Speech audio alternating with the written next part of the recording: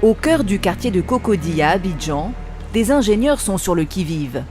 24 heures sur 24, 7 jours sur 7, ils traquent les menaces informatiques en temps réel.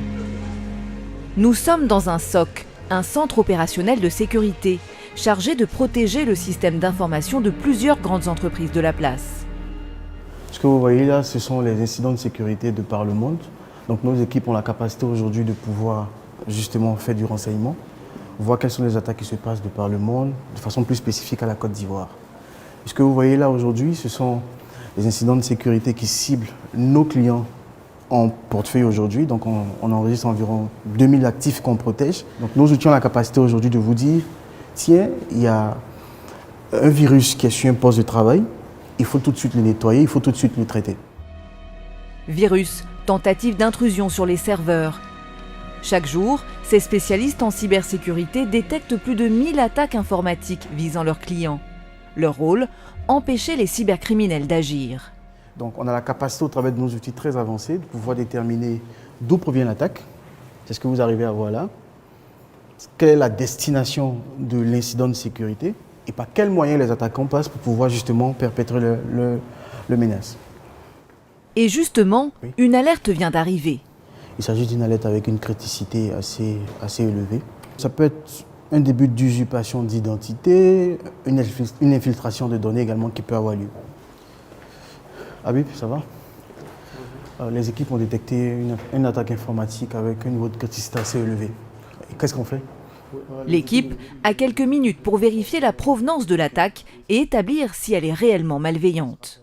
On a décidé de procéder à un blocage de la machine. On appelle cela également de l'isolation logique. Donc c'est ce qu'on vient d'entreprendre comme action. La cyberattaque a été neutralisée. À des kilomètres de là, le client ne se doute de rien. Pourtant, les répercussions auraient pu être très graves pour lui et son entreprise. Imaginez un instant une entreprise qui s'est fait attaquer. L'attaquant a réussi à entreprendre son action. Il est exposé sur Internet. Tout de suite, l'entreprise perd en notoriété. Il y a également de la perte financière et puis la crédibilité naturellement. Escroquerie en ligne, attaques de phishing, logiciels malveillants sont devenus les cauchemars des entrepreneurs. Selon une étude, 40% des entreprises africaines ont enregistré une augmentation du nombre de cyberattaques en 2021, toute industrie confondue. Et l'impact économique est fort. La cybercriminalité représenterait un coût de 4 milliards de dollars pour le continent, soit près de 10% de PIB. Alors, pour contrer cette menace, le secteur se structure et de plus en plus d'acteurs émergent sur le continent avec un objectif, gagner des parts de marché et vous protéger des cyberattaquants du web.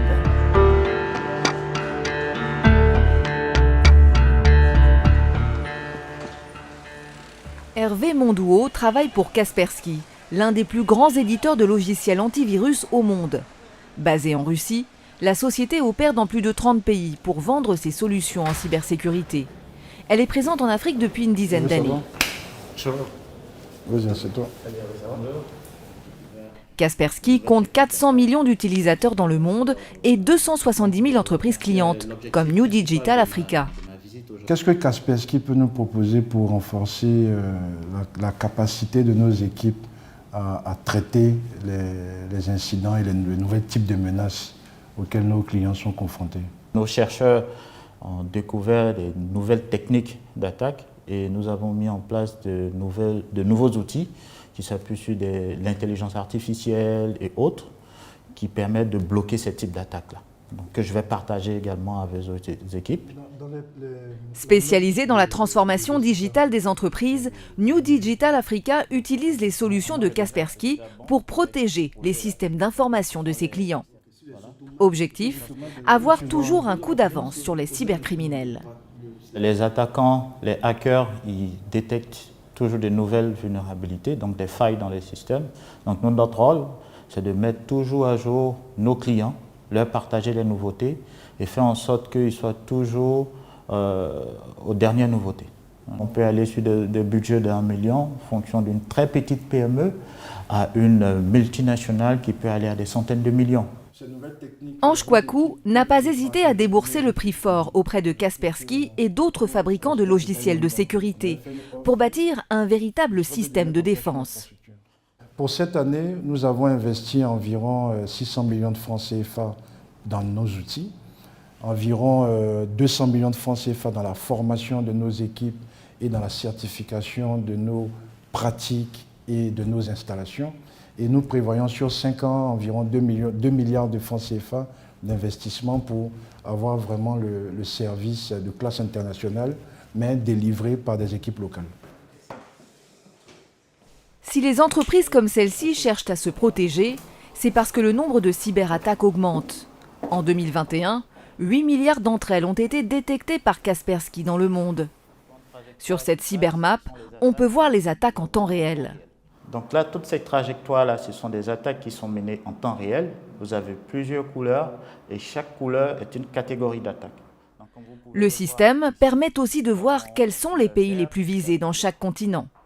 Au moment de notre tournage, il s'agissait de l'Ukraine en Europe et de l'Afghanistan en Asie.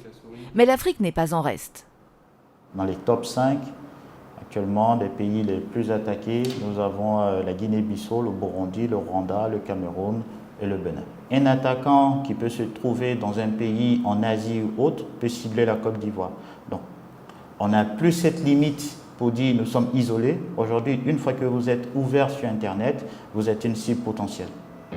Selon les études, 380 000 attaques par jour viseraient le continent africain. Principale cible des pirates du web, l'industrie, les gouvernements et le secteur de la finance, avec des méthodes toujours plus sophistiquées. L'un des premiers vecteurs d'attaque, c'est les mails. Donc on a des attaques de type phishing, dans lequel une personne vous envoie un email, vous cliquez sur un lien et ce lien-là installe un outil malveillant. Il pourra surveiller votre écran, savoir tout ce que vous faites. À côté de cela, on a également des attaques de type ransomware. C'est quoi? On va vous demander une rançon après avoir crypté toutes vos données. Et si vous ne payez pas la rançon, vous n'aurez plus accès à vos données.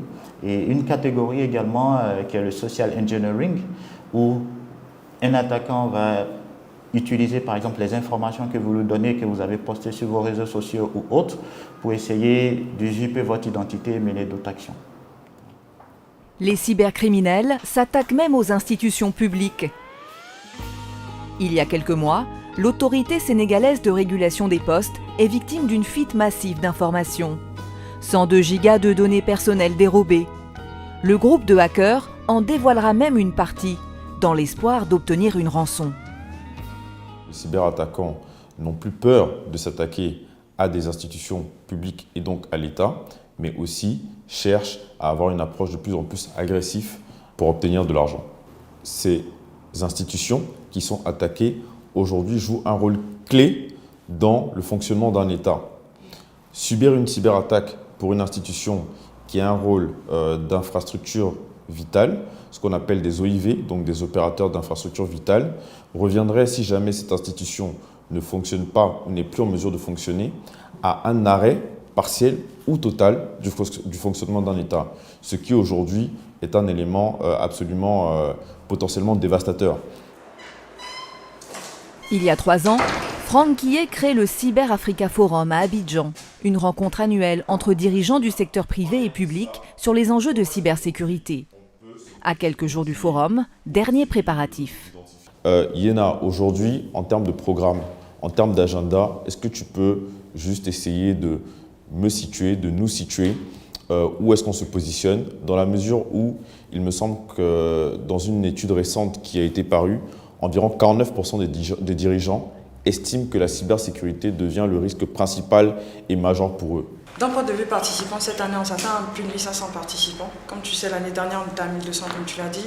On s'attend à plus de 60 délégations, donc 60 pays différents représentés, Afrique du Nord, Afrique de l'Est, Afrique de l'Ouest, Afrique centrale, Europe, Émirats. Ces derniers mois, on a eu quand même pas mal d'attaques au niveau de la région. Donc il s'agira vraiment de sensibiliser ces acteurs-là sur l'urgence par rapport aux questions de cybersécurité. Le marché de la cybersécurité sur le continent compte encore un petit nombre d'acteurs, mais il pourrait croître considérablement dans les années à venir. Tous ces acteurs-là, aujourd'hui, cherchent de nouveaux relais de croissance. Ils cherchent à pénétrer de nouveaux marchés. Ils cherchent à intégrer ces nouveaux marchés. Mais malheureusement, ils ne savent peut-être pas toujours comment faire. Ils ne savent peut-être pas toujours qui rencontrer.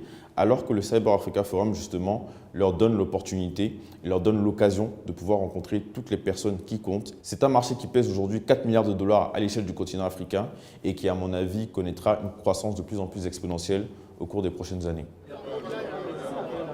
Un marché sur lequel sont positionnés de grands acteurs internationaux, tels que Huawei, géant chinois du numérique.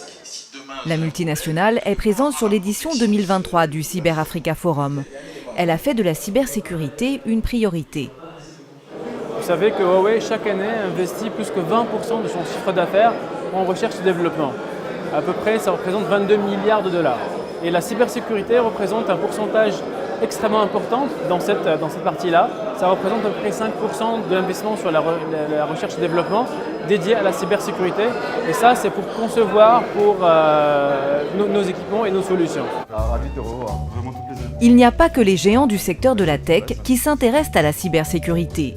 Il y a aussi les startups.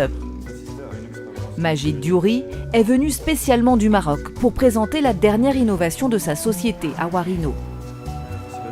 Un jeu en réalité virtuelle destiné aux entreprises qui veulent sensibiliser leurs salariés à la cybersécurité. On appelle cela de l'immersive learning, démonstration. Bienvenue dans cette expérience en réalité virtuelle. Quitter son bureau à l'heure du déjeuner ou rentrer le soir en laissant tout traîner derrière soi peut avoir des conséquences néfastes. Voyons ensemble les dangers auxquels vous vous exposez. Dans le jeu, le participant doit se mettre dans la peau d'un cybercriminel, s'infiltrer dans un bureau la nuit et récolter le maximum de données. Collecte tout ce que tu trouves et essaye de rester discret. Il laisse même son tel dans son bureau. C'est que nous sommes tombés sur le champion toutes catégories confondues. On a accès à sa boîte mail. Tu sais ce que ça veut dire? À nous tous les mots de passe. Super, une clé USB. J'ai hâte de découvrir ce qu'on trouvera dedans. Mets-la dans ton sac. Voilà, donc il a trouvé une clé USB. C'est une clé aussi où on peut avoir plusieurs informations confidentielles. Du coup, l'objectif en fait ici, c'est de montrer l'importance de garder les éléments confidentiels dans des bureaux, dans des tiroirs fermés à clé, etc. Autant d'informations sensibles qui peuvent permettre à des cybercriminels de lancer des attaques. Jackpot, la base de données de tous les collaborateurs. On va programmer des campagnes de phishing auprès de toutes ces personnes. Je suis certain que plusieurs d'entre eux vont tomber dans notre piège. Quand il a pu avoir la liste de tous les emails des collaborateurs, on peut lancer une attaque de phishing. Donc le phishing qui est l'hameçonnage, qui est une des attaques les plus utilisées, où on va faire appel à plusieurs sentiments, dont la crainte, l'urgence, pour faire pousser le collaborateur à mettre en place des actions, notamment transmettre des informations, par exemple des mots de passe, ou sinon effectuer quasiment des virements. Il a fallu une dizaine de milliers d'euros pour développer ce jeu en réalité virtuelle. Un outil avec lequel cet entrepreneur compte bien conquérir le marché en Afrique de l'Ouest. Les entreprises investissent vraiment beaucoup d'argent dans la partie infrastructure et processing, mais laissent tomber l'humain, alors que l'humain est la personne qui utilise ce genre d'outils. Donc là, vraiment, nous avons remarqué qu'il y a une conscience générale qui s'est appliquée pour l'ensemble du marché. Et l'humain devient vraiment un enjeu central dans la cybersécurité. Sensibiliser les salariés à la cybersécurité, un enjeu important. Si 67% des entreprises ivoiriennes ne s'estiment pas exposées au risque, les chiffres démontrent le contraire. Plus de 2 millions d'attaques ont ciblé les PME ivoiriennes en 2022.